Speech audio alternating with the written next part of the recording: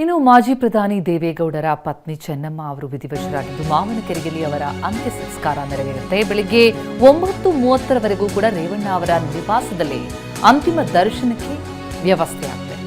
9:30 ಬಳಿಕ ಮಾವನಕೆರೆಗೆ ಅಂತಿಮ ಯಾತ್ರೆ, ಮಾರ್ಗ ಮಧ್ಯೆ ಸಾರ್ವಜನಿಕರಿಗೆ ದರ್ಶನಕ್ಕೆ ಕೂಡ ಅವಕಾಶ ಇದೆ.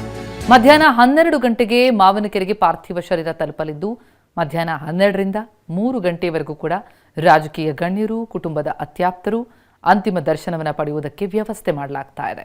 ನಂತರ 3 ಗಂಟೆ ಆದಮೇಲೆ ಸರ್ಕಾರಿ ಗೌರವದೊಂದಿಗೆ ಅಂತ್ಯ ಸಂಸ್ಕಾರ ನೆರವೇರಲಿದ್ದು ಬೆಳಗ್ಗೆ 9:30 ರೇವಣ್ಣ ಅವರ ನಿವಾಸದಲ್ಲೇ ಅಂತಿಮ ದರ್ಶನವನ್ನು ಪಡಿತಾ ಇದ್ದಾರೆ.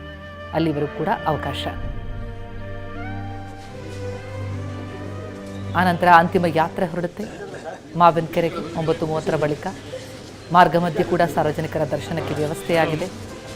12 ಗಂಟೆಗೆ ಮಾವನಕೆರೆಗೆ ಪಾರ್ಥಿವ ಶರೀರ ತಲುಪಲಿದ್ದು ಅಲ್ಲಿ ಮಧ್ಯಾಹ್ನ 3 ಗಂಟೆವರೆಗೂ ಕೂಡ ರಾಜಕೀಯ ಗಣ್ಯರಿಗೆ, ಕುಟುಂಬದ ಅತ್ಯಾಪ್ತರಿಗೆ ಅಂತಿಮ ದರ್ಶನಕ್ಕಾಗಿ ವ್ಯವಸ್ಥೆಯನ್ನು ಮಾಡಲಾಗ್ತಾ ಇದೆ. ನಂತರ ಸರ್ಕಾರಿ ಗೌರವದೊಂದಿಗೆ ಮಧ್ಯಾಹ್ನ 3 ಗಂಟೆಯ ಬಳಿಕ ಅಂತ್ಯ ಸಂಸ್ಕಾರ ನೆರವೇರುತ್ತೆ.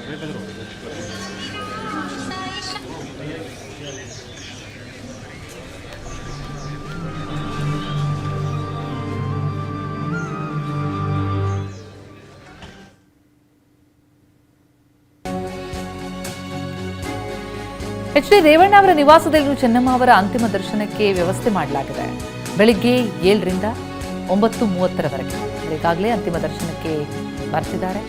9:30 ಕೂಡ ರೇವಣ್ಣ ಅವರ ನಿವಾಸದಲ್ಲಿ ವ್ಯವಸ್ಥೆಯಾಗಿದೆ. 10ಕ್ಕೆ ರೇವಣ್ಣ ನಿವಾಸದಿಂದ ಪಾರ್ಥಿವ ಮೆರವಣಿಗೆ ಸಾಗುತ್ತೆ. 11:30ಕ್ಕೆ ಹಳೇಕೋಟೆ ತಲುಪಲಿದೆ. 2 ಗಂಟೆಯಿಂದ ಸಂಜೆ 4:15 ಕೂಡ ಅಂತ್ಯ ಸಂಸ್ಕಾರದ ವಿಧಿವಿಧಾನಗಳು ಜರುಗುತ್ತೆ. ಮಾವಿನಕೆರೆ ಶ್ರೀ ರಂಗನಾಥ ಸ್ವಾಮಿ ಬೆಟ್ಟದ ತಪ್ಪಲಿನಲ್ಲಿ ಅಂತ್ಯಕ್ರಿಯೆಗೆ ಸಿದ್ಧತೆಗಳಾಗಿದೆ. ಈಗಾಗಲೇ ಸಾಕಷ್ಟು ಮಂದಿ ಅಭಿಮಾನಿಗಳು ಬಂದು ಅಂತಿಮ ದರ್ಶನವನ್ನು ಪಡಿತಾ ಇದ್ದಾರೆ. ಸಾರ್ವಜನಿಕರಿಗೂ ಕೂಡ ಅವಕಾಶವನ್ನು ನೀಡಲಾಗಿದೆ.